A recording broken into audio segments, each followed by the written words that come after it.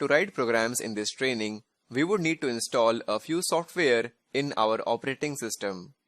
So in this video, we will explore what are the software required for this training. Well, we would basically need a compiler and an integrated development environment abbreviated as IDE. Well, as a beginner, these two terms might sound new to you. So let us first explore what is a compiler in the context of C and C++ programming. Now, we all know that a computer understands only binary code, which is expressed using only two digits, either 0 or 1. Now, to write a program, we can use any programming language, such as C or C++. But a computer by default does not understand such programming language, because a computer only understands either 0 or 1, that is binary code. Fine. So before we ask the computer to execute our code and run the program, we need to first convert our program into a format which is understandable by the computer.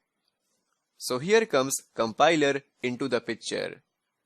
So basically when you write a program, you give it to a compiler, which in turn converts your program into a format which is understandable by a computer. Nice and simple. So this is the purpose of using a compiler. Now, when you write a program, then that program is generally known as source code. And when you convert such source code into a format which is understandable by a computer, it is known as executable code. Fine, so please note that. So finally, what is a compiler? Well, a compiler is a software which reads source code and converts it into executable code. Quite simple, isn't it? Now, moving on, what is meant by Integrated Development Environment, which is abbreviated as IDE? Well, an IDE is basically a software in which we write our programs. Not only this, using an IDE, you can find errors in your code very easily. And while writing any program, the IDE will instantly show you if the code you're writing is right or wrong, even before you run the program. So an IDE, in very simple words, is basically a software that allows you to write code and test it as well.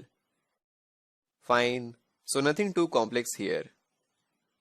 Now, moving on, there are a large number of compilers available to compile C and C++ programs. So among those compilers in our training, we are going to use GCC compiler, where GCC stands for GNU Compiler Collection. Well, please don't worry about its full form. It is just a piece of extra information. For now, just remember, we are going to use GCC compiler. Similar to compiler, there are a lot of IDEs available in the market. And among those, for this training, we are going to use Eclipse IDE. Now this entire Eclipse IDE software is built using Java programming language. So if you want to use Eclipse IDE in your computer, then you need to install Java in your operating system.